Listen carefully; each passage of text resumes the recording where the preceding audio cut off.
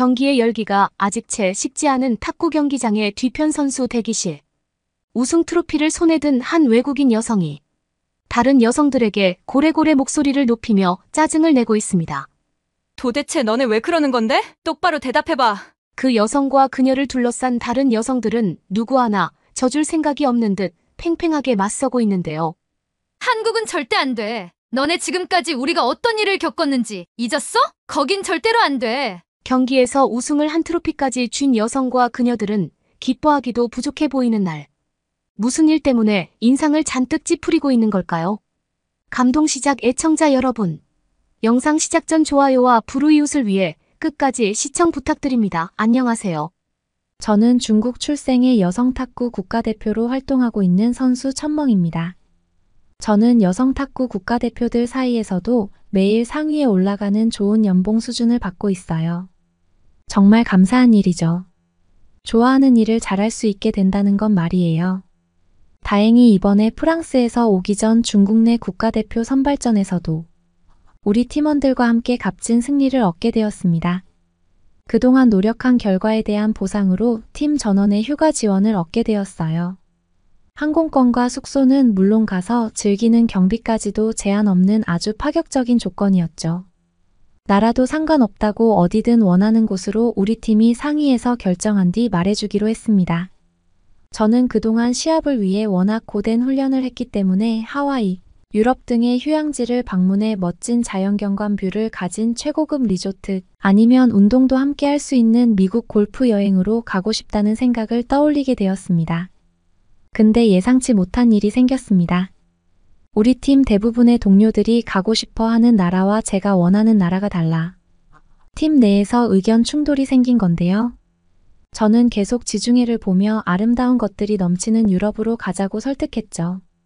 하지만 절반이 넘는 팀원들이 고른 나라는 바로 한국이라고 했습니다. 저는 황당했죠. 휴가라고 하면 딱 떠오르는 나라도 아니었던 데다가 한국이라는 나라의 여행을 가고 싶다는 생각을 한 번도 해본 적 없었기 때문이에요. 게다가 이번에 대회를 하는 동안 중국에서 지내면서 불편하고 불쾌한 경험을 했고, 특히나 열악한 환경에서 오는 쾌적하지 못한 시설들의 스트레스가 극한에 달한 상태였기 때문에 무조건 선진국으로 가고 싶다는 생각이 있었습니다. 중국과 비슷한 나라라고 생각했기 때문에 아시아권인 한국행만은 피하고 싶었습니다. 저는 팀원들에게 제가 가고 싶은 나라들의 장점을 알려주며 제안해봤지만 팀원들의 의견은 변하지 않았죠. 내가 가장 많은 연봉을 받는 선수인데 내 의견을 따라주지 하며 한편으로는 이런 부끄러운 생각이 들며 서운하더군요. 저의 반대 의견에도 팀원들은 결코 의견을 굽히지 않았습니다. 결국 다수결의 의견에 따라 우리는 한국행으로 최종 결정이 되었죠. 어떻게 얻은 황금 같은 조건의 휴가인데 그걸 한국을 가는데 사용하는 건지 아깝다는 생각이 멈추질 않았습니다. 투덜거리는 것을 티내고 싶지는 않았지만 표정이나 모든 것에서 티가 났죠. 몇 주 뒤 저와 우리 팀은 한국행 비행기에 몸을 실었습니다. 그런데 제가 처음으로 경험한 한국은 저의 상상과 너무도 달라 충격적이었습니다. 중국 공항에 출국했던 얼마 전 소지품 검사만 하더라도 한참이 걸렸습니다. 디지털 스캐너 같은 장비는 없었죠. 그래서 여권 번호와 심사를 하기 위해서 대기 시간이 너무 많이 소요돼 입국하면서 지치게 되는 상황이었습니다.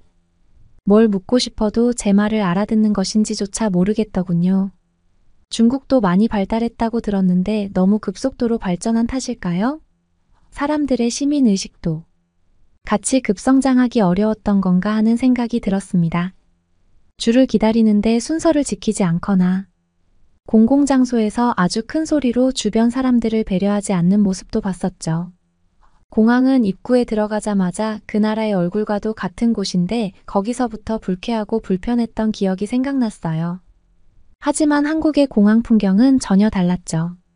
사람들이 규칙을 지키는 시민 수준이 엄청났거든요. 줄 섰을 때 앞 사람이 다른 곳을 보며 줄에 신경을 쓰지 못하고 있는 일이 발생했었는데 그런 그 사람을 나무라거나 앞지르고 새치기를 하기는커녕 그가 인지할 수 있게 알려주고 서로의 순서를 조용히 기다리며 다치지 않고 안전하게 배려한다는 걸 바로 인지할 수 있었습니다. 한국 사람들의 성격은 급하다고 들었는데 제가 본 한국 공항에서의 모습은 그렇지 않았습니다. 인파가 많이 몰려 혼잡할 수 있는 곳에서 그들의 양보하는 마음은 빛을 발했거든요. 사람들의 줄서는 시민의식 수준도 모든 것들을 질서정연하게 빠른 처리를 할 수 있도록 했지만 무엇보다 빠르게 처리하게 할 수 있었던 것은 역시나 최첨단 기술이었습니다. 한국은 일일이 심사하는 것 없이 10분 내외로 입국 심사가 끝이 났죠. 한국에 오기 전에 중국이 한국에 비해 훨씬 땅도 크고 전 세계에서 국가 크기도 2위, 인구수는 1위를 할 만큼 거대한 국가라는 걸 알고 있었기 때문에 아시아에서는 단연 중국이 가장 선진국일 거라 생각을 했었습니다. 인구가 많은 만큼 자본력이나 인재의 비율이 높을 거라고 생각했거든요. 하지만 제가 직접 경험해 본 중국은 그런 곳이 아니었습니다. 오히려 아시아의 선진국이 한국이라는 걸 이번 기회에 더 확실히 느끼게 되었어요. 공항 시설 면에서도 공항에서 누릴 수 있는 서비스의 질, 인프라 면에서도 한국이 압도적으로 우세했죠. 저는 팀원들이 왜 한국에 가고 싶어 했는지 점점 납득할 수밖에 없었습니다. 그런데 아직 놀라지 않아도 됐죠. 이제부터가 진짜 한국의 모습 시작이었으니까요. 우린 모두 한국의 지하철을 타러 이동을 했습니다. 거기서 큰 비교감을 느끼게 됐죠. 보통 중국에서는 아마 여행을 와보신 분들은 경험해 보셨겠지만 지하철에 내려가자마자 말로 형용할 수 없는 냄새와 함께 통신이 원활하지 않게 됩니다. 이런 불편함들은 우리에겐 너무도 당연한 것들이라 불평도 하지 않죠. 그저 지하철 내부에 들어가면 휴대폰을 쓰지 않는 건 그냥 생활로 자리 잡혀 있습니다. 지하철 내부로 들어가 보면 더 심한데요. 이용객이 앉는 의자도 위생적이지 않을 뿐더러 심지어 의자 위에는 먹다 두고 간 음료수, 아직 남은 맥주캔 등은 심심치 않게 볼 수 있습니다. 쓰레기들이 굴러다니는 거죠. 중국에 오신 분들은 지하철 내부에서 신문이나 책을 읽는 사람들을 많이 보셨을 텐데요. 그 이유가 바로 통신이 터지지 않기 때문에 그런 거죠. 그래서 지하철 이용객들이 휴대폰을 보지 못하니 다른 것들을 하게 되는 겁니다. 헌데 그걸 가지고 내려야 하는데 지하철을 그대로 버리고 가는 경우가 많아 읽고 난 신문지가 내부에 그대로 돌아다니는 경우도 많죠. 그런데 한국 지하철은 제가 타는 순간에도 지하철로 향하는 역사 내부인지 몰랐을 정도로 통신에도 전혀 문제가 발생하지 않았습니다. 게다가 어디든 쾌적하고 아주 깨끗했죠. 휴대폰 통신이 언제 어디서든 가능한데 심지어 빠르기까지 한 것을 보고 정말 놀라웠습니다. 심지어 터널 같은 곳을 지날 때도 말이죠. 중국 지하철은 세계에서 최초로 만들어졌던 국가이기 때문에 지하철이나 기차 같은 철도 기술에 큰 자부심이 있다고 생각하고 살았습니다. 하지만 실제 이용객들에겐 자부심보다는 불편함이 더 큰 것도 사실이었죠. 100년이 넘는 역사를 가진 지하철은 그 오래된 세월만큼 모든 시설도 오래되어 낙후되었죠. 심지어 쥐가 플랫폼 위에 올라와 활보하는 일은 우리에게는 종종 볼 수 있는 일이라 큰 논란거리도 아닙니다. 그런데 한국의 지하철은 당장 오픈한 호텔이나 쇼핑몰의 로비처럼 깨끗하고 쾌적해서 그 차이에 압도당했습니다. 게다가 엘리베이터, 에스컬레이터, 무빙워크 같은 교통 약자들이 언제든 쉽게 이용할 수 있도록 되어 있더군요. 인천공항에서는 심지어 짐을 들어서 여행객이 탈게이트까지 길도 안내하면서 짐도 들어주는 로봇도 봐서 정말 놀라기도 했고요. 중국에서는 사실 이런 공공시설에서 큰 캐리어나 짐을 많이 가지고 타는 것은 힘든 일을 자초하는 거라고 생각합니다. 바퀴 달린 캐리어나 유모차 같은 것을 가지고 지하철을 타는 건 꿈꿀 수도 없죠. 에스컬레이터는 있지만 주요한 역 빼고는 엘리베이터까지 있는 경우는 굉장히 드문 경우거든요. 현대 한국은 어느 역을 가든지 노약자, 장애인 등을 위해 계단을 오르내리는 엘리베이터를 항상 목격했었거든요. 저희는 지하철을 타기 위해 내려갔는데 전자동 스크린도어라는 것이 설치되어 있는 것을 보고 처음엔 생소함에 좀 당혹스러웠습니다. 그게 자동으로 열리는 건지 모르고 어떻게 열어야 할지 두리번대며 있었는데 지하철이 도착하자마자 자동으로 열리더군요. 저희 동료는 설마 이런 것도 몰랐냐고 저를 놀리기도 했죠. 저는 평소에 자차를 이용하거나 운동 겸 걸어 다니는 일도 많아서 대중교통을 원래도 잘 모르긴 했었어요. 우리나라 지하철은 별로 타고 싶지가 않거든요. 한국의 지하철을 타고 내리는 모든 순간, 한국에 도착해서 숙소까지 가는 그 잠깐 사이만으로 한국이 어떤 나라인지 알 수 있었습니다. 굉장히 안전하며 진짜 이용하는 사람들을 위해 만들어진 편의시설들을 보면서 배려심이 느껴지더군요. 타인의 입장에서 생각해보는 이러한 배려심이 한국의 모든 시설 생활에 깊게 생활 속 배어 있다는 걸 알게 됐죠. 안전을 위해 국가가 상당히 돈을 아끼지 않는 모습에 부유한 국가라는 느낌이 들었습니다. 여행을 많이 다녀본 사람들의 조언을 들어보면 대중교통 하나만 타보면 그 나라를 다 알 수 있다고 하던데 그게 무슨 뜻인지 딱 알겠더군요. 우리는 계속해서 지하철을 타고 한국을 구경하며 목적지로 향하고 있었습니다. 환승을 해야 한대서 팀원들을 따라갔어요. 중국에서도 지하철을 이용했을 때 제가 워낙 이런 걸 잘 못하는 사람이라 팀원들 뒤를 종종 따라다녔죠. 팀원들은 휴대폰으로 한 번 더 맞는지 검색해서 확인하고 가자고 했고 저는 서서 그들을 기다렸습니다. 그런데 제 앞에 생전 처음 보는 기계가 보이는 거예요. 한 할아버지가 그 기계로 성큼성큼 다가가더니 손을 넣어 비비기 시작했습니다. 저는 이상하게 그를 경계하며 쳐다봤죠. 할아버지가 자리에서 떠나고 나서 기계로 다가가 보니 그건 바로 자동 손소독 기계였습니다. 우리는 너무 신기해 모두 한 명씩 손을 넣어서 경험을 해봤죠. 손을 넣자 적외선 센서가 달려 동작을 인식해 치하는 작은 소리와 함께 자동으로 소독액이 분사되었습니다. 우리 모두는 신기했죠. 저절로 고국의 지하철 시설이 생각이 안 날 수가 없더군요. 주변을 둘러보니 곳곳에 똑같은 기계가 배치되어 있어 어디서나 할 수 있더라고요. 건강관리 및 위생관리에 상당히 신경을 쓰고 있다는 게 느껴졌습니다. 그런데 심지어 이런 기계가 있음에도 아무도 그걸 필요 이상으로 사용하거나 훔쳐가지 않는다는 사실에 한국인들의 시민의식이 얼마나 높은지 확인할 수 있었습니다.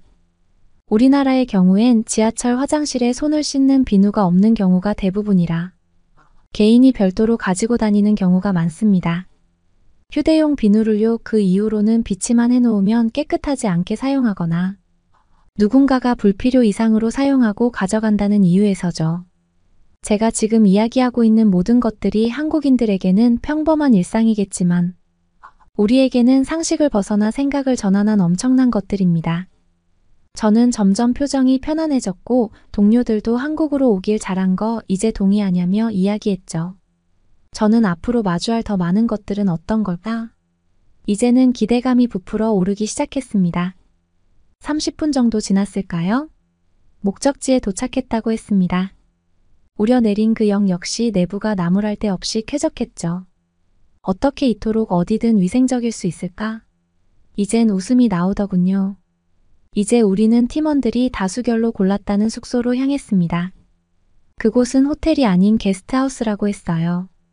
최고급 리조트도 갈 수 있었는데 게스트하우스라니 정말 다시 짜증이 확 나기 시작했습니다. 팀원들은 살짝 표정이 굳은 저에게 다가와 호텔은 우리가 언제든 갈 수 있고 자주 가지만 한국의 진짜 생활을 배우고 빠르게 아는 데는 게스트하우스가 좋은 기회가 될 거라며 이야기했죠. 뭐 이미 결제도 되었고 당일 취소도 불가한 상태라 할 수 없이 가게 됐습니다. 드디어 서울의 지하철역 밖으로 나가는 순간이 되었습니다. 답답한 참에 잘 됐다 싶었죠.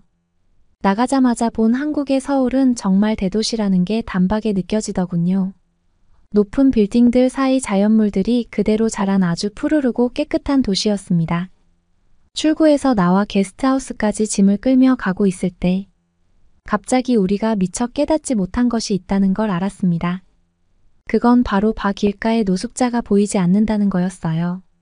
한국에 도착해서 지금 숙소를 갈 때까지 단 한 명도 보지 못했죠. 그리고 아무도 아무런 물건을 잃어버리지 않았다는 게 우리에겐 무척이나 놀라운 일이었어요.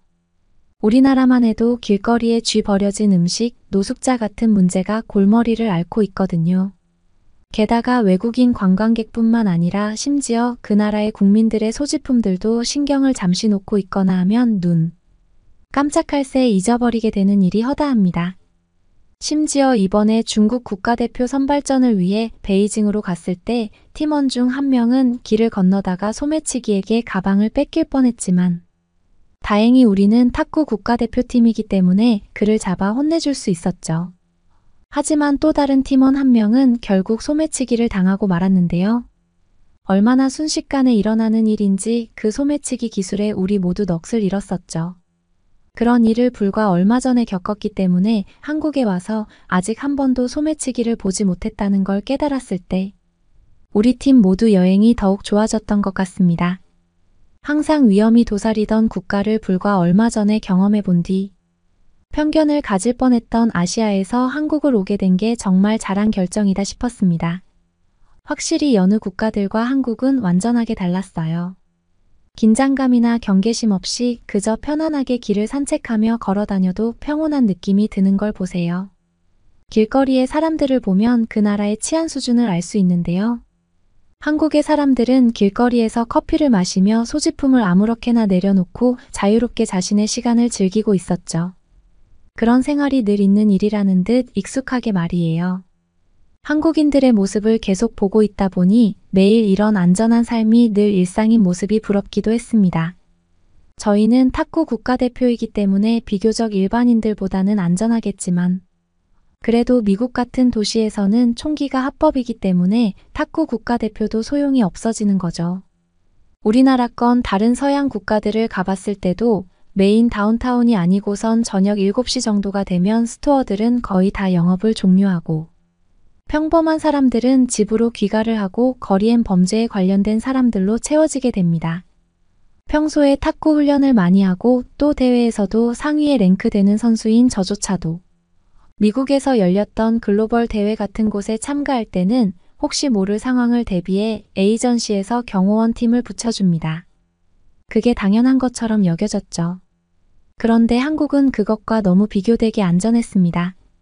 저희는 숙소에 짐을 두고 저녁 식사 거리를 살 겸 한국의 저녁 모습을 좀 더 보고 싶어 나왔습니다.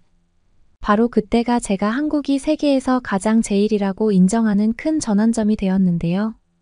저희들은 어딜 가도 안전하다는 생각 덕에 구석구석 구경을 할 수 있었죠. 그러다 한국의 특별한 문화를 발견했습니다. 그건 바로 너무도 다양한 무인 가게들의 존재였어요. 무인 스토어들이야 전 세계적으로 생기고 있지만 한국에선 그 정도 수준을 뛰어넘었죠. 무인 세탁실, 편의점, 노래방, 아이스크림 이 정도는 기본이었습니다. 정말 경악할 만한 어군들도 있었는데요. 무인 문구 펜시, 반찬, 과일, 식물, 애견용품, 의료 심지어 안경점까지 있었습니다. 생각해보니 무인 스토어에서 파는 것들은 우리가 살다 보면 갑자기 필요할 수 있는 것들이겠구나 하며 납득이 가더군요.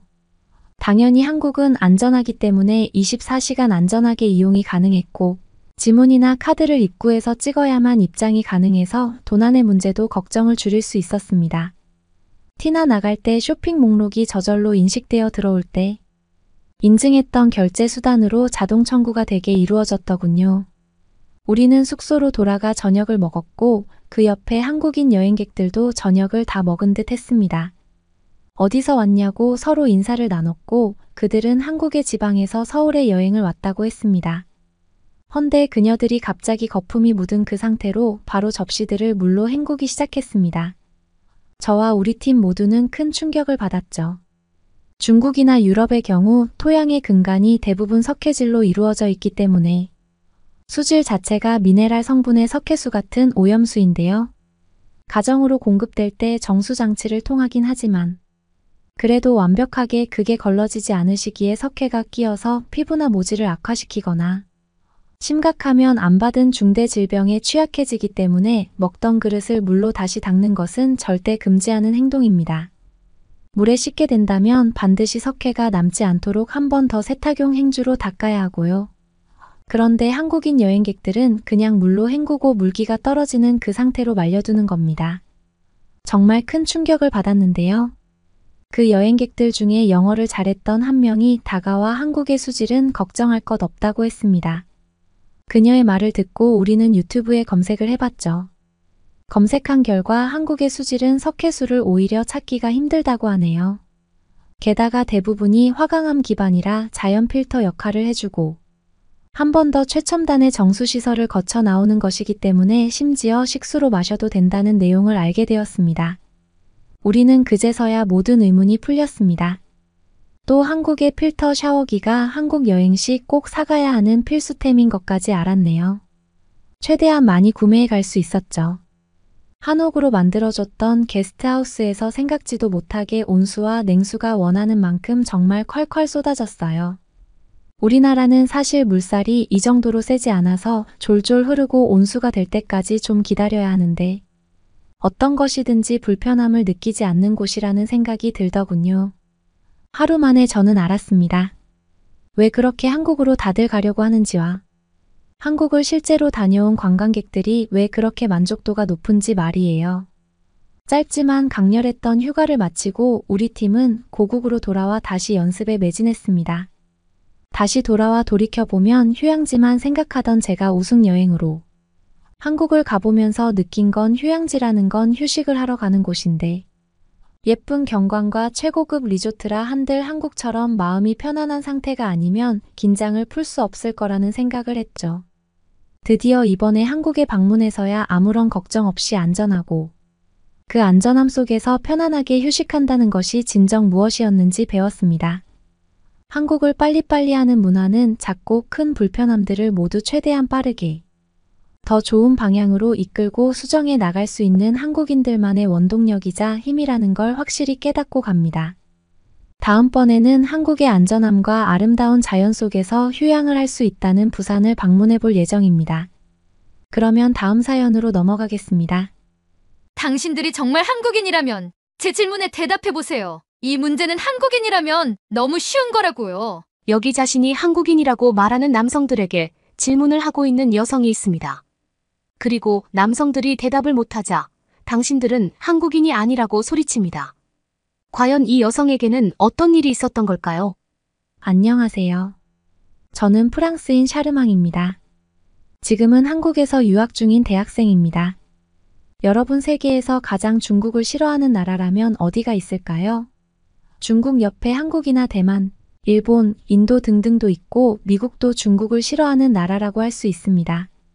하지만 가장 중국을 싫어하는 나라라면 프랑스이라고 저는 단언할 수 있습니다.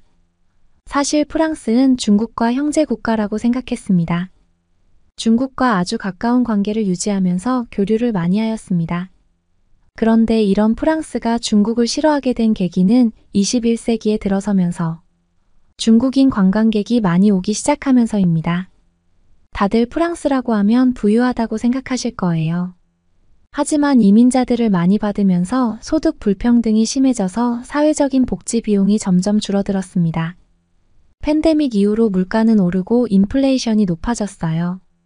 그나마 프랑스 사람들은 고소득의 직종을 가지고 있었지만 이민 오는 사람들은 좋은 일자리를 얻지 못하면서 빈민층이 생겼어요. 그래도 이민자들은 자신의 나라에서보다 수익이 좋아서 만족을 했습니다. 하지만 이민자의 2세, 3세 자녀들은 자신도 같은 프랑스 사람인데 교육적으로나 생활적으로 프랑스 사람들과 같은 복지를 받지도 못해서 불만이 많았어요. 그런 사람들이 범죄를 일으키면서 프랑스는 복지 강국의 이미지는 옛말이 되어버렸습니다. 이런 상황에서 중국이 프랑스에 여행을 많이 오는 문제까지 겹쳐서 사회적으로 문제가 많아졌어요. 참, 오늘 사연을 말하기 전에 제가 왜 한국에서 유학 중인지 이야기를 해야 할 것 같아요. 제가 처음에 대학의 학과를 선택할 때 부모님은 프랑스가 중국과 협업하는 것도 많고 중국과 교류도 많이 하니 중국어를 배우는 건 어떻겠냐고 말씀하셨어요. 하지만 제 관심은 오직 한국이었고 중국어를 배우느니 한국어과에 가야겠다고 생각이 들었습니다. 저는 고등학교 때 한류에 완전히 빠져버렸습니다. 제가 블랙핑크를 좋아했는데 세상에 이렇게 멋진 여자 가수 그룹은 처음이었거든요. 프랑스가 평화롭기는 하지만 재미있는 곳은 아니었습니다. 그러다 보니 한국 드라마와 영화도 보게 되었는데 너무 재미있고 푹 빠지게 되었습니다. 그래서 재미있었던 드라마를 보면서 따라하다가 어느새 한국어를 공부하게 되었어요. 그런데 한국어를 말해보고 한글을 읽을수록 너무 한국어가 좋아졌습니다. 블랙핑크의 노래들도 한국어로 따라하면서 재미있게 한국어 공부를 하였어요. 그리고 한국에 관한 책도 많이 읽었는데 그중 가장 흥미로웠던 분야라면 역시 한국 역사였습니다. 조선시대에 처음으로 백성을 위해 한글을 만든 세종대왕님은 너무 대단한 분이었습니다. 한글을 익히는 게 생각보다 쉽고 너무 과학적인 글자라고 생각하고 있었는데 다 이유가 있었어요. 주변의 강대국들이 끊임없이 침략을 하는 가운데 나라를 잘 지켜냈고 특히 임진왜란 때 한국을 지켜낸 수많은 백성들과 이순신 장군님의 이야기는 저를 감동시켰습니다. 그리고 한국 전쟁으로 폐허가 되어 아무것도 없던 나라가 그 짧은 시간 안에 이렇게 한류로 세계적 사랑을 받는 선진국이 되었다니 정말 믿을 수가 없었어요. 그래서 저는 한국에서 공부를 하고 싶다는 생각에 한국의 대학들을 찾아보다가 한국학과라는 과가 있다는 걸 알게 됩니다. 한국에 꽤 많은 대학교에 한국학과가 있었어요. 그런데 한국학은 한국과 한민족에 관해 연구하는 학문으로 국어 국문학과 국사학, 한문학, 동양학 등 통합적인 성격을 가진 학문이라고 했어요. 저는 이 과가 있다는 걸 안 후에 꼭 한국에 가서 한국학을 전공하겠다고 다짐했어요. 하지만 앞서 말씀드린 대로 아시아는 중국밖에 모르고 중국이 좋다고 생각하시던 부모님은 한국에 가서 공부하고 싶다는 제 말에 엄청나게 화를 내셨어요. 아직 전쟁도 안 끝난 그런 아시아의 작은 나라에 가겠다니 제정신이냐고 말씀하실 정도였습니다. 그러면서 그냥 프랑스에서 중국어 배워서 편하게 살라고 하시는 거예요.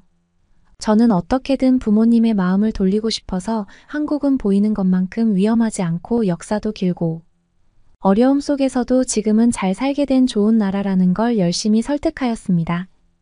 제가 그저 블랙핑크에 빠져서 한국에 갈 생각만 하는 철없는 애로만 생각하셨던 부모님은 제가 한국 역사 이야기에서부터 한국의 미래에 관해 설명까지 하자 생각이 바뀌셨어요. 저는 아버지에게 만일 원하는 대로 한국에서의 배우는 게 적다 해도 모두 제 삶의 큰 경험이 될 것이라면서 저를 믿어달라고 말씀드렸어요. 아버지도 제가 큰 꿈이 있다는 것과 한국에 대한 제 애정을 인정하실 수밖에 없었습니다. 그리고 우리 막내딸이 언제 이렇게 컸냐고 눈시울을 붉히셨어요. 저는 고등학교에 다니면서 1년 정도 한국 대학에 입학하기 위해 한국어를 공부하면서 여러 가지 시험 점수와 서류들을 준비했습니다. 그리고 너무나 기쁘게도 한국 대학교에 입학하게 되었습니다. 안 될 경우 좀 더 공부해서 다시 도전하려고 했는데 한 번에 입학 허가를 받아서 정말 이렇게 행복할 수가 없었습니다. 부모님도 제가 말로만이 아닌 결과로 증명했다고 칭찬해 주셨고 언니와 오빠도 같이 축하해 주었습니다. 그렇게 저는 프랑스의 대학이 아닌 한국으로 떠나게 되었습니다.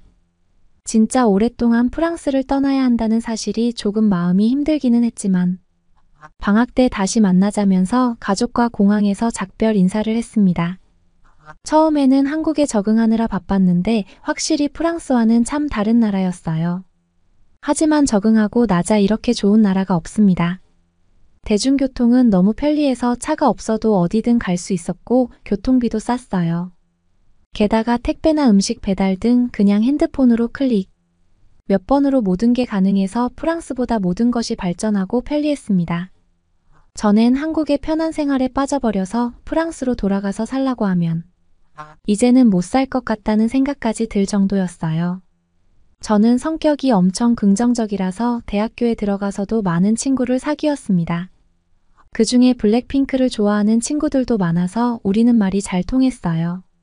제가 한국말을 공부하는 중이라서 아직은 어려운 부분이 있었는데 한국 친구들 덕분에 많은 도움을 받았어요. 한국 친구들은 제가 도움을 요청하면 에이 귀찮아라고 말하면서도 세세한 부분까지 도와주는 좋은 사람들이었습니다. 그리고 교수님들도 제가 모르는 것에 관해 설명도 잘해주시고 한국 사람들은 모두 친절하고 좋은 사람들이었고 정이 많은 사람들이라서 제가 한국에 빨리 적응할 수 있었어요. 그렇게 한국에서 1년이 지나고 여름이 되어 저는 프랑스로 돌아갔어요. 그런데 한국에서 프랑스로 돌아온 공항에서 중국 관광객이 참 많이 보였습니다. 저는 요즘 하도 중국 사람들이 문제를 많이 일으킨다는 이야기를 들었는데 공항에서도 역시 목소리 큰 중국 관광객이 눈에 띄었습니다. 몸에서 냄새도 나고 머리는 언제 감은 건지 엉겨 붙어 있는 머리를 한 중국 사람들은 정말 가까이 하기도 싫었습니다. 중국 사람들은 왜 저렇게 잘 안 씻는 걸까요? 저는 프랑스가 왜 그렇게 중국과 가까이 지내는지 모르겠어요. 중국 때문에 피해도 많이 봤는데 코로나 때에도 프랑스는 중국산 코로나 진단키트를 사용해서 품질도 조작해서 오진도 많았고 정말 피해가 심각했거든요. 그때 프랑스에는 중국 사람들이 정말 많았는데 다른 나라는 중국인들을 입국 금지할 때였는데 친하게 지내는 나라라는 이유로 그것도 할 수 없어서 많은 사람들이 코로나에 걸려서 고생도 많이 해야 했습니다. 특히 얼마 전에는 프랑스에서 중국인 여기자와 관련된 엄청나게 큰 사건이 터졌습니다. 이 사건은 프랑스의 국민들이 전쟁에 대해 말할 만큼 심각한 사건이었어요. 이 사건은 프랑스가 국가 안보에 위협이 된다는 이유로 프랑스에서 20년 넘게 살고 있던 중국인 여기자를 추방시킨 것이었는데 이 중국인 여성은 프랑스 남성과 결혼해서 가정도 있는 상태였습니다. 하지만 프랑스 정부는 해당 여기자가 프랑스에 사는 20년 동안 중국의 스파이 짓을 하고 있다고 말했고 이번 사건 때문에 프랑스 사회는 충격에 빠졌고 분노했습니다. 친하게 지내고 교류도 많던 중국이 프랑스에서 스파이를 보내서 불법적인 일을 저지르고 있었다니. 저는 이 기사를 접하고선 역시 중국 사람은 믿을 수 없는 사람들이라는 생각을 하게 되었어요. 그래도 저는 오랜만에 가족을 볼 수 있다는 기쁨에 기분 나쁜 중국인들 생각을 접었습니다. 공항에서 기다리던 아버지와 어머니 그리고 오빠와 언니를 만났거든요. 1년 만에 우리 가족을 만나니 정말 좋더라고요. 그날은 맛있는 저녁 식사를 하고 밤늦게까지 가족들과 함께 제 즐거웠던 한국 생활에 대해 이야기를 했습니다. 그리고 며칠 후에 고등학교 때 친구들도 만나서 즐거운 시간을 보냈어요. 제가 친구들 선물로 한국 화장품을 사왔는데 다들 이거 꼭 가지고 싶었던 거라면서 고마워하는 모습을 보면서 한국이 프랑스에도 많이 알려졌다는 걸 알 수 있었습니다. 친구들은 한국에 대해 관심이 많아서 제가 한국의 경험담을 이야기할 때마다 눈을 반짝이면서 제 이야기를 들어줬어요. 같이 고등학교를 다닐 때는 한국에 관심이 없어서 저를 보고 특이하다고 했었는데 어느새 한국 문화와 한식을 좋아하게 되었다고 합니다.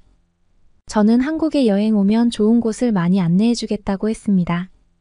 우리는 신나게 서로의 이야기를 하고 있었는데 친구 중에 안나가 표정이 좋지 못해서 저는 무슨 일이 있냐고 물어봤어요. 안나는 부모님이 식당을 했는데 정말 음식이 맛있는 곳이라서 친구들과 함께 가서 식사한 적도 있는 유명한 곳이었습니다. 그런데 안나는 부모님의 식당이 한국인을 차별했다고 SNS에 올라와서 식당의 욕을 많이 먹고 관광객뿐만 아니라 프랑스 사람들에게도 외면당하고 있다는 것이었습니다. 너무 놀라서 제가 아는 안나의 부모님은 인종차별을 하는 분들이 아닌데 무슨 일이냐고 물어봤어요. 그랬더니 그 시작은 중국 관광객들 때문이었다고 하는 거예요. 처음에는 관광객이 늘어나면 장사가 잘 될 것으로 생각했다고 해요. 그런데 중국 관광객들은 상상을 뛰어넘는 사람들이었습니다. 중국인들은 정말 불결한 식습관과 매너를 가진 사람들입니다. 정말 중국인 관광객이 식당에 왔다가 가면 식당이 엉망이 된다고 안나는 한숨을 쉬면서 말을 했어요. 중국 사람들은 식당 테이블 위에서 아기의 기저귀를 갈고 그대로 놓고 가는 사람도 있어. 안나의 말에 우리는 경악했어요. 종업원들을 마치 하인 부리듯이 대하고 음식도 얼마나 지저분하게 먹는지 한번 왔다 가면 테이블 볼을 기본으로 갈아야 할 정도인 걸 너희도 알다시피. 우리 식당은 하얀색 천으로 된 테이블 볼을 쓰잖아. 세탁만 하루에 수십 번 해야 했어. 분노한 안나의 말을 들으면서 우리는 안나의 식당이 고급스럽고 예쁜 식당이었는데 중국인 때문에 얼마나 고생이 많았을지 보이는 것 같았어요. 화장실도 얼마나 지저분하게 사용하는지 큰일을 보고 물을 안 내리는 건 기본이고 도대체 어떻게 용변을 해결하는지 좌변기 위에 발자국이 찍혀 있기도 하다고 합니다. 게다가 왜 바닥에 오줌을 싸놓고 가는 건지 이해가 안 되고 너무 지저분해서 구역질이 난 적이 한두 번이 아니었다고 해요. 이 정도가 되니 못 견디고 그만둔 종업원이 얼마나 많은지 말 못할 지경이라고 합니다. 그래서 요즘은 일할 사람을 구하지 못해서 안나가 부모님의 식당에서 일을 하고 있다고 했습니다. 이렇다 보니 요즘은 중국인은 안 받는다는 식당이 늘어났고 안양의 식당도 중국인 금지라고 써놨다고 해요. 그런데 하루는 한 동양인 남자가 가게로 들어오는데 안 감은 머리에 냄새도 나는 사람이라서 당연히 중국인이라고 생각해서 안나의 아버지는 그 사람을 내쫓았다고 합니다. 다음날 이상하게 손님이 없었고 식당의 SNS에는 한국인을 차별하는 나쁜 식당이라면서 엄청난 욕이 쓰여 있었어요. 그 동양 남자가 자기는 한국 사람인데 안나네 식당에서 인종차별을 당하고 쫓겨났다고 SNS에 식당 사진을 올린 거예요.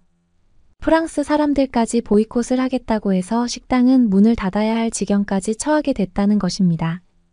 안나네 부모님은 정말 중국인 같았다면서 한국 사람이라고는 꿈에도 생각 못했다고 합니다. 저는 안나를 위로하면서 친구들과 함께 내일 안나의 식당에 가서 식사하자고 말했어요. 그랬더니 친구들은 모두 좋다면서 그러자고 했습니다. 다음날 우리는 점심때 안양의 식당으로 갔는데 입구에 다른 식당들처럼 중국인 금지 마크가 붙어 있었어요. 안나의 부모님들은 정말 와줘서 고맙다고 말하셨어요. 진짜 마음고생이 많으셨던 것인지 얼굴 살이 빠져 보이시는 모습에 마음이 너무나 아팠습니다. 그래도 즐거워하시면서 우리를 위해 맛있는 요리를 해주셨어요. 친구들과 안나 그리고 저는 정말 맛있게 음식을 먹었어요. 스테이크와 스파게티 그리고 맛있는 샐러드까지 입에서 녹을 것 같은 맛이었고 역시 안나 부모님의 요리 솜씨는 최고였습니다. 우리는 음식을 먹으면서 즐겁게 이야기를 나누고 있었습니다. 그런데 입구에서 갑자기 시끄러워졌어요. 무슨 일인지 그쪽으로 돌아봤는데 안나의 아버지가 어떤 사람들과 말다툼하시는 거였어요. 그런데 그 남자들은 동양 남자 2명이었고 한국말이 들리는 거예요. 안나의 아버지는 너무 안 씻고 머리도 떡진 상태로 식당에 들어와서 당연히 중국인이라고 생각한 거라며 그들에게 미안하다고 했어요.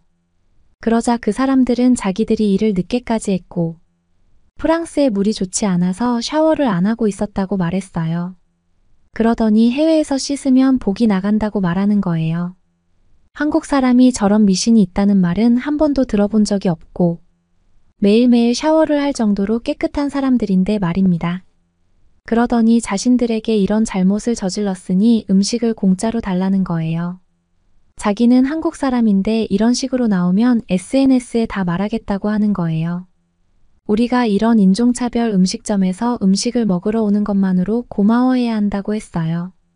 대부분의 말은 영어를 썼는데 중간중간 한국말을 했는데 그 한국말이 좀 이상했던 게 한국 사람들은 남에게 이야기할 때 저렇게 반말을 쓰지 않고 꼭 존댓말을 썼거든요.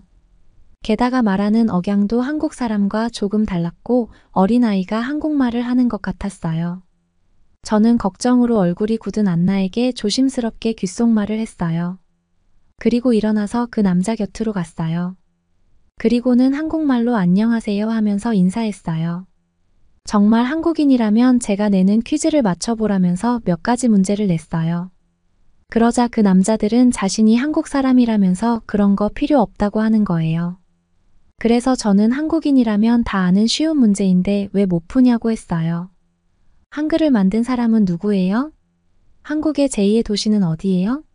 조용필은 뭐 하는 사람인가요? 저는 그들이 말하든지 말든지 한국말로 빠르게 3가지 질문을 했습니다. 그러자 그 남자들은 얼굴이 빨개지더니 저를 위협하면서 내가 뭔데 이런 말을 하냐고 화를 내는 거예요.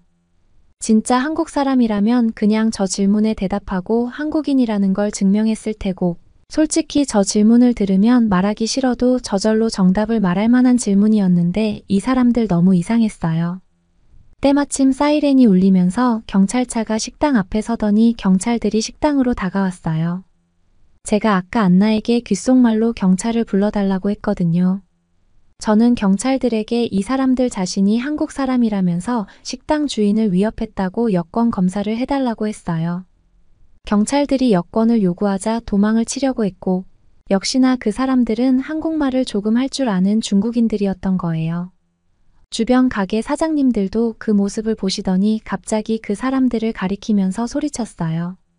저 남자들이 우리 가게에 와서도 자신들에게 공짜로 음식을 주지 않으면 한국 사람에게 인종차별하는 영상을 SNS에 올려서 망하게 하겠다고 했다는 것입니다. 그런데 그때 중국 남자들 일행인 듯한 남자가 무슨 일이냐면서 다가왔어요. 그러자 안나의 아버지가 저 사람이라면서 저 사람이 지난번에 한국인이라고 한 사람이라고 했어요. 그런데 그 남자도 2명의 중국인과 한패였던 거예요. 그 남자들에게 당한 식당이 한두 가게가 아니었고 잔뜩 화가 난 프랑스 사람들이 그들을 둘러싸자 그 중국인들은 벌벌 떨었어요. 그 사람들은 그동안 중국인 거부라고 붙은 음식점에 가서 나가라고 하면 한국어를 하며 화를 내는 영상을 찍어서 협박해서 음식을 공짜로 먹고 다녔던 거예요. 경찰은 확실하게 조사하겠다면서 그 사람들을 잡아갔어요. 저는 이 사건이 정말 어이가 없어서 헛웃음이 났습니다. 진짜 세계적인 민폐인 중국 사람들은 하는 짓도 비열하더라고요. 제 친구들이 그 사람들과 제가 한국말로 퀴즈 내는 모습부터 해서 다 영상으로 찍었어요. 저는 한글과 프랑스어로 SNS에 이 사건에 대해 올렸어요. 그리고 안나의 가게는 인종차별을 하는 식당이 아니라면서 제발 저를 믿고 다시 한번 찾아와 달라고 한국말로 영상을 찍어서 올렸습니다. 다행히도 제 영상들을 많은 사람이 보게 되었고 어떻게 이런 일이 있느냐면서 분개하였습니다. 사람들은 제가 그 중국인들에게 한 질문이 뭐냐고 물어봤는데 저는 한국 사람이라면 모를 수 없는 문제이고 유럽 공항들에서 위조 한국 여권을 들고선 한국 사람인 척하는 중국인들을 알아내기 위해 만든 문제 중에 몇 개라는 글을 적었어요. 사람들은 중국인들은 한국이 소국이니 뭐니 잘도 떠들더니 해외에서는 한국인의 이미지가 좋은 걸 알고 한국인인 척하는 거냐고 염치를 모르는 나라라고 했습니다. 보이콧을 하자던 프랑스 사람들은 식당에 미안하다면서 꼭 가서 식사하겠다고 했어요. 그래서 식당에는 서서히 손님이 다시 오기 시작했다는 행복한 소식을 안나에게 전해 들었습니다. 그리고 제가 한국어로 말하고 한글로 적은 SNS를 본 한국 사람들도 중국인이 한국인 행세를 하면서 그런 사기극을 벌였다는 것에 화가 많이 났습니다. 그리고 일부러라도 식당에 가서 음식을 먹겠다는 댓글이 많았는데 정말 한국 관광객이 많이 오고 있다고 하네요. 안나와 안나의 부모님은 제게 몇 번이나 고맙다고 말씀하셨어요. 요즘은 제가 아이디어를 낸 한국 여권을 보여주면 서비스 메뉴를 더 주는 이벤트도 하고 있다면서 한국 사람들이 식당으로 많이 와준다고 하시네요. 한국 사람들은 정말 예의가 바르고 착하다고 하셨어요. 미리 메뉴판을 보고선 메뉴가 다 정해지면 종업원을 불러서 막힘없이 주문한다고 했습니다. 중국인이 종업원을 옆에 세워두고 메뉴를 보기 시작하는 거랑은 너무 다르다고 했어요. 그리고 한국 사람들은 음식이 나와서 테이블에 음식을 놓다가 자리가 없으면 직접 자리를 만들어주기까지 한다고 하네요. 언제나 다 먹은 접시는 잘 정리되어 있고 포크와 나이프도 가지런히 놓는다고 했습니다. 한국 손님들이 오면 정말 식당 일하는 게 편해진다고 말씀하셔서 저도 웃었어요. 그러면서 다시 한번 한국 손님들이 식당에 오게 해줘서 고맙다고 하셨고 저는 친구로서 당연한 일을 한 거라고 말씀드렸어요. 제가 한국을 좋아해서 한국어를 공부하고 한국에서 대학에 다니는 일이 이렇게 친구에게 도움이 될지 몰랐는데 정말 뿌듯했습니다. 우리 가족들도 이 이야기를 들으시더니 제가 자랑스럽다고 말씀해 주셨어요. 주변의 이야기를 들어보니 중국인이 음식점에 오는 걸 모두 막을 수는 없어서 요즘은 선불제로 바꾸는 식당들이 많다고 합니다. 그리고 중국의 카드사를 지원하지 않도록 하고 현금을 받지 않는 식당이 늘었다고 하네요. 프랑스에서는 중국인의 말도 안 되는 행동들 때문에 문을 닫은 음식점이나 가게가 많다고 들었습니다. 얼마 전 들은 뉴스로는 태국에서 중국인 관광객을 오게 했다가 온갖 관광지에서 못 볼 꼴을 보고 있다는 내용을 본 적이 있는데 왜 그렇게까지 하는지 인간으로서 이해가 가지 않네요. 정말 중국인들은 걸어다니는 재앙인 건가 하는 생각까지도 들었습니다. 프랑스 사람들이 중국 사람들을 너무나 싫어하자 한국인인 척하는 것도 너무 화가 납니다. 한국 사람인 척하고 다니기 전에 본인들의 행동을 돌아보고 잘못된 행동을 고쳐야 할 텐데 부끄러움을 모르는 중국인에게 상대방을 향한 배려라는 게 있는지 잘 모르겠어요. 이제 방학이 끝나고 한국으로 돌아가면 한국의 친구들에게도 이 이야기를 꼭 해줘야겠습니다. 그러면 다음 사연으로 넘어가겠습니다. 잠시 따라오시죠. 여기는 미국의 한 공항 긴장한 표정을 한 채 유럽에서 한 여성이 있습니다. 잠시 후 한 남자가 심각한 표정으로 이 여성에게 다가오더니 따라오라는 제스처를 취하고 있습니다. 이내 이 여성은 남성에게서 갖고 있던 물건까지 빼앗기고 마는데요. 대체 이 여성이 어째서 이런 일을 겪게 된 건지 한번 알아보러 가실까요? 안녕하세요. 저는 멕시코에서 태어난 티아라라고 해요. 솔직히 말씀드리면 저는 지난 몇 년간 힘든 시간을 겪었었어요. 제가 태어났을 때만 해도 제 삶이 그 정도는 아니었습니다. 저희 가족은 하루하루가 웃음이 가득했고 모든 것이 완벽하게 돌아가고 있었어요. 원하는 게 있으면 항상 아빠가 다 하게 해줘서 부족함 없이 살았거든요. 그때만 해도 제가 이렇게 힘든 날들을 보내게 될 줄은 상상도 못했답니다. 제 인생이 급격하게 나빠진 건 2008년 갑자기 찾아온 금융위기 때였어요. 그때까지만 해도 꽤 큰 규모로 건설업을 하고 계시던 아빠의 회사가 그 사건을 계기로 순식간에 무너져 내려버렸거든요. 하루아침에 모든 게 달라져 버렸습니다. 원하는 대로 항상 가졌었는데 밥 한 끼도 제대로 먹지 못할 만큼 집안이 기울었어요. 사업의 실패를 이기지 못하신 아빠는 술병을 붙잡는 날이 많아지셨답니다. 매일같이 술에 취해 돌아오시는 아빠의 모습을 보는 것은 말할 수 없이 고통스러웠습니다. 술에 의존하는 아빠와 그 모습을 보면서 항상 뜯어 말리는 엄마를 보면 정말 지긋지긋해지기까지 했어요. 특히 밤만 되면 부모님 방에서는 언성이 높아지곤 했습니다. 처음에는 그냥 말다툼이었는데 어느 순간부터 물건이 깨지는 소리까지 들리기 시작하더군요. 아빠의 격한 행동은 점점 심해져 갔고 엄마는 그럴 때마다 몸을 사리며 오빠와 저를 데리고 바깥으로 나갔어요. 그렇게 소란이 있던 날이면 쉽사리 잠들 수가 없었죠. 방문 틈으로 엄마의 흐느낌이 새어나오면 오빠는 항상 제 두 귀를 막아 아무것도 듣지 못하게 했답니다.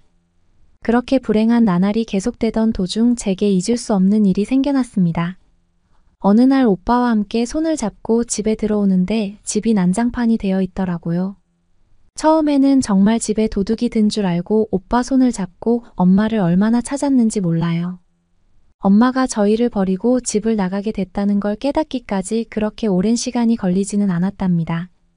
엄마의 옷과 짐은 하나도 남김없이 사라져 있었고 다시는 돌아오지 않으셨거든요. 아빠의 술주정은 엄마가 떠난 뒤로 더욱 극심해졌고 저희 남매는 아빠의 분풀이 대상이 되어야만 했어요. 술에 취해 들어오신 아빠는 엄마를 찾아오라며 물건들을 집어던지기 일쑤였습니다. 저희 남매가 쪼그려 앉아 벌벌 떨고 있으면 소리를 지르다 갑자기 돌변해서 그 자리에 주저앉아 오열하기 시작하셨어요. 하지만 저희 가족을 더욱 힘들게 한 건 술뿐만이 아니었습니다. 알고 보니 아빠가 엄청난 대출을 받아서 회사를 무리하게 운영하셨고 그게 저희를 구렁텅이로 빠뜨린 거죠. 그 빚은 저희로서는 감당하기 어려운 규모였고 갚지 못한 빚 때문에 집으로 찾아오는 사람들을 계속 피해 다녀야만 했습니다. 매일같이 문을 두들기며 돈 내놓으라는 고함 소리에 덜덜 떨어야 했어요.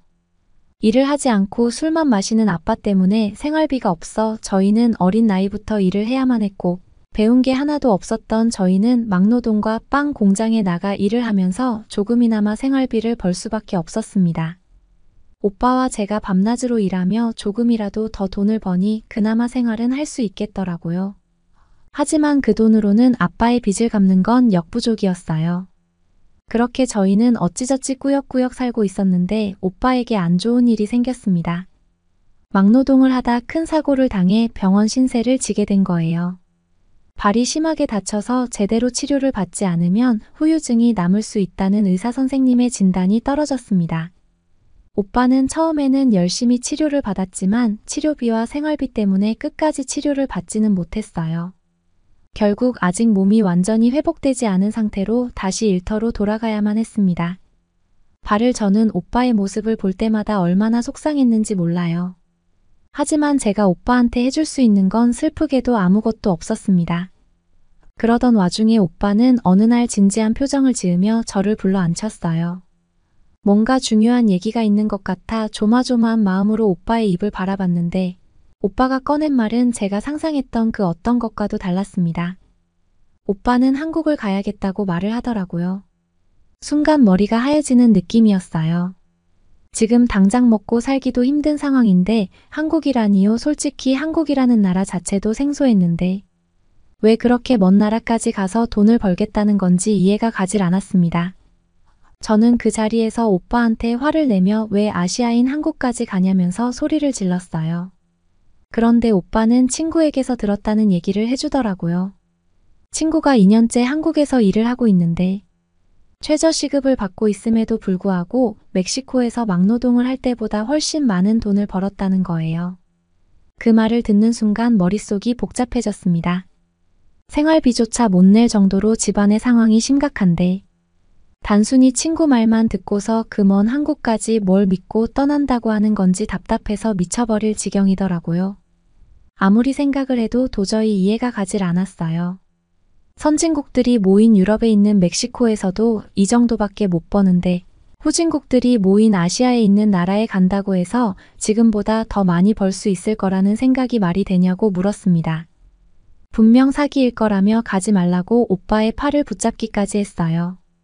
끝까지 의견을 꺾지 않는 오빠가 제 눈에는 엄마처럼 그저 가족들을 버리고 무책임하게 혼자만의 도피처를 찾아 떠나려는 것처럼 보였거든요. 하지만 오빠는 저의 말은 귓등으로도 듣지도 않고 한국행을 고집했고 결국 전 재산을 털어 한국어 학원에 등록했습니다. 그때부터 오빠는 미친 듯이 한국어 공부에 매달리기 시작했어요. 낮에는 학원에 가서 한글을 배우고 밤에는 한국어 책을 붙들고 있었습니다. 한국어 단어와 문장들이 밤새 오빠의 입에서 쉴 새 없이 흘러나오더군요. 아빠가 시끄럽다고 뭐라고 해도 오빠의 열정은 멈추질 않았답니다. 그렇게 6개월쯤 지났을까요? 어느 날 오빠가 제게 한국행 비행기를 예매했다고 말했어요. 그 소식을 듣는 순간 저는 울음을 터뜨렸습니다. 울면서 매달리며 가지 말라고 한 번 더 애원했지만 오빠는 듣지 않았어요. 꼭 좋은 모습으로 데리러 오겠다는 말만 남기고 오빠는 떠나고 말았습니다. 오빠에 대한 서운함과 괘씸함 때문에 오빠가 보내는 연락을 받지 않았어요. 그런 어느 날 늘 문자로만 연락하던 오빠에게서 전화가 걸려왔어요. 혹시 무슨 사고가 난 건 아닐까 걱정되는 마음에 급하게 전화를 받았습니다. 다행히 수화기 너머로 들려온 오빠의 목소리는 무척 들뜬 것 같았어요. 아니나 다를까 한국의 한 공장에 취직이 되었다는 거 아니겠어요? 그 순간 제 귀를 의심했습니다. 잘 되었다는 말이 저도 모르게 튀어나왔어요. 하지만 이내 걱정이 되기 시작했습니다. 머나먼 한국까지 가서 오빠가 오히려 더 고생하는 거 아닌가 싶은 생각이 들었거든요. 그래서 오빠에게 공장에서 잘 대해주는지 물어봤죠. 오빠는 그렇게 잘 대해주는 건 아니지만 그래도 멕시코에 있을 때보다는 훨씬 나은 대우를 받는다고 하더군요. 잘 버텨서 저를 꼭 데려오겠다는 말도 함께 했습니다. 그 전화를 끊고 난 뒤에도 한참 동안 마음이 쓰였어요. 모르는 나라 공장에서 취업했다는 말에 걱정이 앞섰지만 그래도 저렇게 강한 의지를 보이는 오빠를 한번 믿어보기로 했습니다. 혼자 한국으로 떠나버린 게 밉긴 하지만 그래도 가족이니 어쩌겠어요? 제가 이해해야죠. 어느 날 오빠에게서 걸려온 전화는 저를 더욱 절망 속으로 밀어넣었습니다. 오빠는 전화해서 한다는 소리가 한국에서 만난 여자와 결혼을 앞두고 있다는 거 아니겠어요? 게다가 철판 깔고 오빠는 제게 한국행 비행기표를 끊어줄 테니 와서 자기 아내 될 사람한테 인사를 하라고 하더라고요. 자신이 처한 상황이 얼마나 막막한지 전혀 모르는 것 같았고 정말 철딱서니가 없는 것 같았어요. 오빠 말로는 한국까지 왕복으로만 10시간 넘게 걸린다던데 매일같이 빚쟁이들의 괴롭힘에 시달리는 저한테 자기 아내 얼굴 하나 보러 그 먼 곳까지 오라니 어이가 없을 뿐이었습니다. 가족을 위해 그토록 고군분투해온 시간들이 주마등처럼 스쳐 지나갔습니다. 오빠에 대한 서운함과 배신감이 한꺼번에 폭발해 정말 연을 끊어버리고 싶었어요. 설명을 하겠다는 오빠의 말도 이젠 더 이상 듣고 싶지 않더군요. 이 모든 상황을 어떻게 설명한다는 건지 그 어떤 변명도 납득할 수 없을 것 같았거든요. 저는 결국 화를 내며 전화를 끊어버리고 말았습니다. 오빠와 전화를 끊고 저는 하염없이 눈물만 쏟아냈어요. 오빠 없이 저 혼자 앞으로 어떻게 살아가야 할지 막막하기만 했습니다. 그런데 얼마 지나지 않아 이상한 일이 벌어졌어요. 그동안 저희를 괴롭히던 빚쟁이들이 어느 순간 자취를 감추기 시작한 거예요. 저는 이 사실을 오빠에게 전하자 오빠는 잘된 일이라며 기뻐했어요. 그러던 어느 날 오빠에게서 결혼 소식이 들려왔어요. 예전에 제게 언급했던 그 여자와 결혼한 거였습니다. 가족 대신 자신의 행복을 선택한 오빠가 야속하기도 했지만 그래도 이제는 내려놓아야겠다고 생각이 들더라고요. 오빠한테는 축하하고 앞으로 잘 살았으면 좋겠다고 말을 했습니다. 끝없는 고통 속에서도 멈출 수 없었던 시간들을 정신없이 달려오다 보니 쥐구멍에도 볕들 날이 오긴 하더라고요. 어릴 때부터 지금까지의 삶을 되돌아보니 도저히 이대로는 안 되겠다는 생각이 들었어요. 생활은 쪼들겠지만 몇 달간이라도 쉬어가야겠다 생각했습니다. 빚쟁이들도 이젠 저를 쫓아다니지도 않고 그 김에 그동안 짊어지고 있던 무거운 짐들을 잠시나마 내려놓고 싶었거든요. 고민 끝에 다니던 공장을 그만두기로 결심했습니다. 물론 일을 당장 그만둬서 두렵기도 하고 불안하기도 했지만 지금이 아니면 저 자신을 위한 시간을 가질 수 없을 것 같았어요. 오빠에게 공장을 그만뒀다는 연락을 하자 오빠의 반응은 상상 이상이었어요. 오빠는 그동안 제가 얼마나 힘든 시간을 보냈을지 너무나도 잘 알고 있다면서 이제는 좀 쉬어도 된다고 말해주더라고요. 그러더니 갑자기 미국 여행을 가보는 게 어떻겠냐고 제안하는 거예요. 한국이 후진국이라는 편견 때문에 오기가 꺼려진다면 오빠가 비용을 대줄 테니 함께 선진국으로 유명한 미국에 가보자는 거였습니다. 처음에는 농담인 줄 알았어요. 저희 가족이 그동안 얼마나 가난에 시달렸는데 그런 호사를 누릴 수 있을 리가 없잖아요. 하지만 오빠의 목소리는 굉장히 진지했어요. 오빠는 지금의 자신에게는 동생에게 미국 여행을 선물해 줄 만한 경제적 여유가 생겼다고 하더군요. 그동안 저에게 맛있는 것 하나 제대로 사주지 못해 마음에 걸렸는데 이번 기회에 꼭 좋은 추억을 만들고 싶다고 했습니다. 사실 전 아직도 이게 현실인지 꿈인지 헷갈릴 정도로 믿기지 않았어요. 하지만 오빠의 진심이 느껴졌기에 감사한 마음으로 제안을 받아들이기로 했답니다. 오빠는 그때 제게 보여주지 못했던 아내도 같이 만나게 해주고 싶다고 했어요. 그동안 오해가 있었던 만큼 이번 기회에 서로 인사도 나누고 쌓였던 앙금도 풀고 싶어 하더라고요. 오빠의 부탁을 거절할 이유가 없었던 저는 기꺼이 알겠다고 대답했답니다. 항상 선진국인 미국에 대한 동경이 있었던 터라 이번 여행이 더욱 기대되기 시작했어요. 게다가 오빠가 그토록 자랑하던 부인이 과연 어떤 사람일지 궁금하기도 했고요. 상상만 해도 설레는 거 있죠? 오빠와 만나기로 한 날 저는 오빠가 예매해준 비행기에 몸을 실었어요. 비자 서류는 꼼꼼히 챙겼지만 막상 미국 공항에 도착하자 긴장감이 밀려오기 시작했습니다. 입국 심사대 앞에 늘어선 긴 줄을 보니 혼자 이 모든 절차를 밟아야 한다는 게 조금 두려웠어요. 서류 확인을 받으려고 기다리는 동안 손바닥에 땀이 차오르는 게 느껴졌습니다. 제 차례가 되어 심사관 앞에 섰을 때 예상치 못한 일이 벌어졌어요.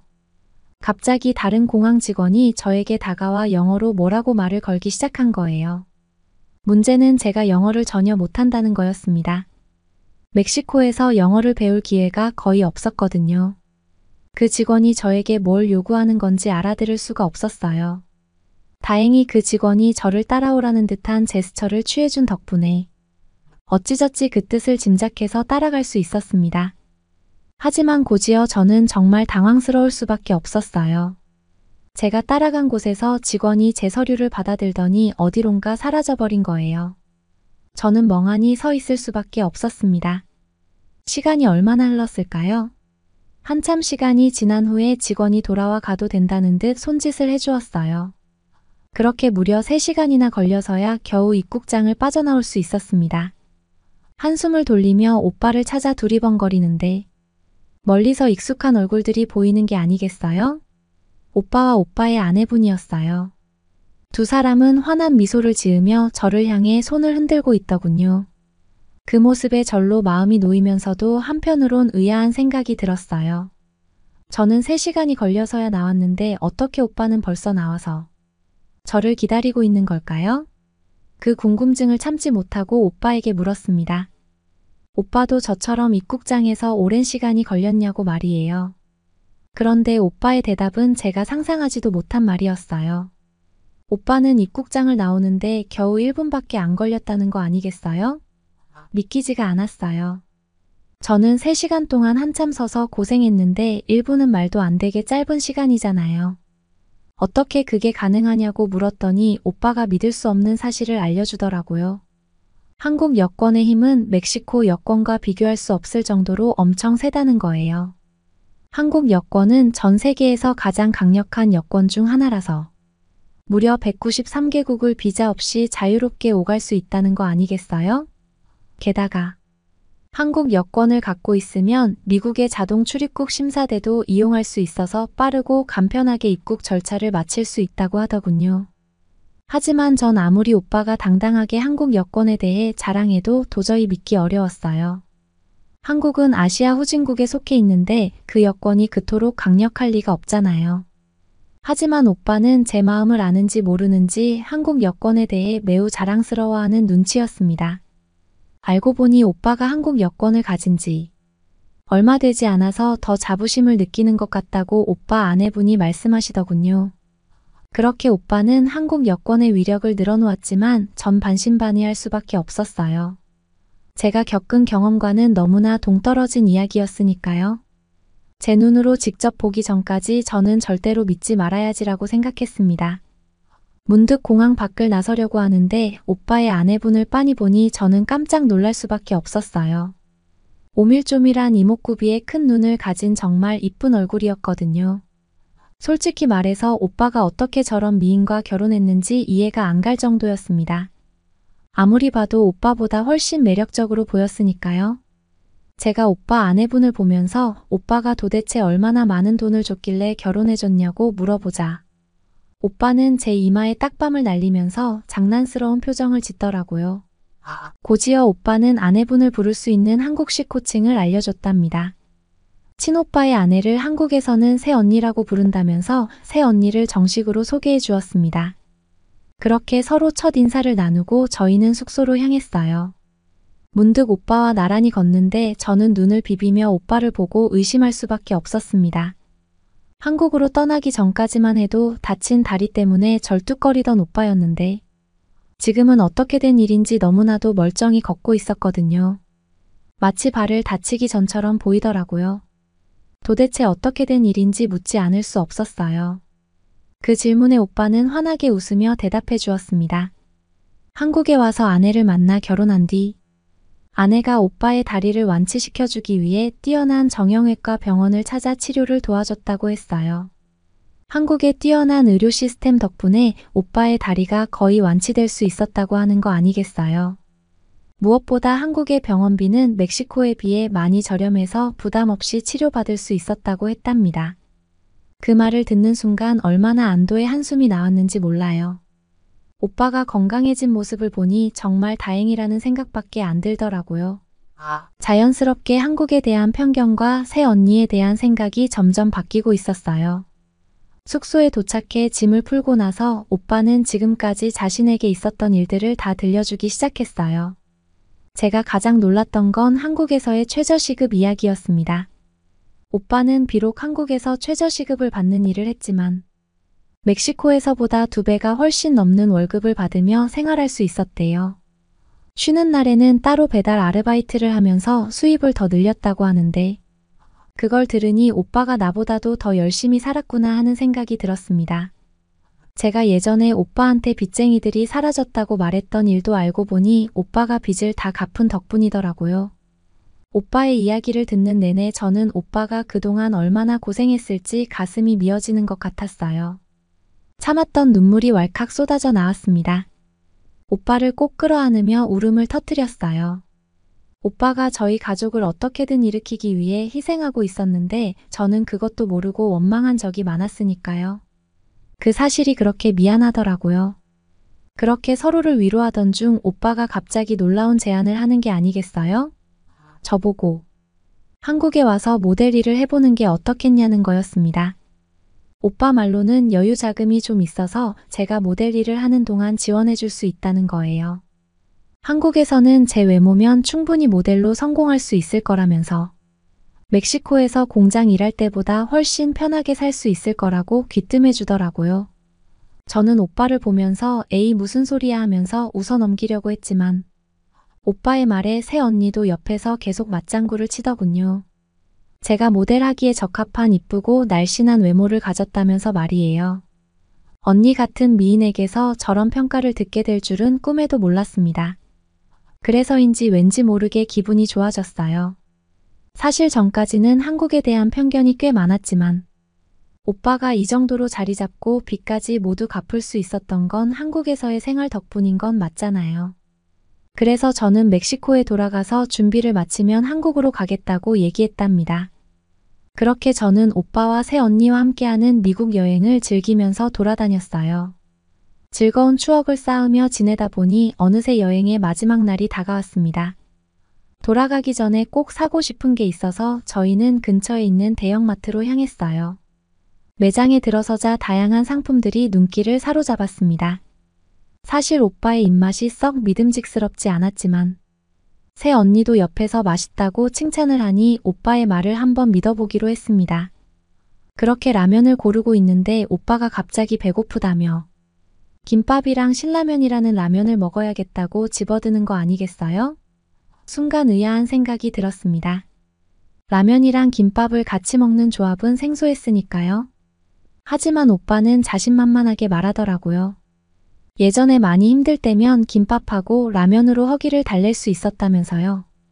라면과 김밥은 왠지 모르게 먹으면 먹을수록 맛있고 정이 가는 음식들이었어요.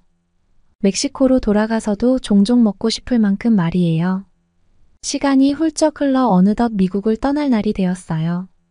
오빠와 함께 공항에 도착해서 출국 수속을 밟는데 너무나 놀라운 광경을 목격하고 말았습니다. 오빠가 말했던 자동 출입국 심사대 앞에서 여권만 스캔하고는 별다른 절차 없이 출국장으로 향하는 거예요. 멕시코 출신인 저는 상상도 못할 일이었습니다. 결국 저는 오빠를 따라가지 못하고 긴 줄을 서서 공항 직원의 얼굴을 마주한 후에야 간신히 출국 절차를 마칠 수 있었습니다. 그때도 입국 못지않은 오랜 시간이 걸렸어요. 그렇게 오빠와 새언니의 모습이 저 멀리 사라지는 걸 바라보며 저 한편으로 한국으로 가겠다는 결심을 하길 잘했다는 생각이 들었답니다. 저도 언젠가는 저런 한국 여권을 가질 수 있을 것 같다는 희망이 생겼으니까요. 그 후 한국에 정착한 저는 모델 일을 시작했고 생각보다 수입이 괜찮았어요. 확실히 멕시코에서 공장 일할 때와는 비교도 안 되더군요. 오빠 역시 더 좋은 일자리를 구해서 돈을 많이 벌게 되었습니다. 그뿐만 아니라 저희는 힘을 모아 아빠의 알코올 중독 치료 비용도 지원할 수 있게 되었어요. 꾸준히 치료받으시다 보면 아빠도 언젠가 나아지시지 않을까 싶습니다. 아빠의 치료가 끝나면 한국으로 모시고 오고 싶은데 어딜 가면 좋을지 추천 부탁드립니다.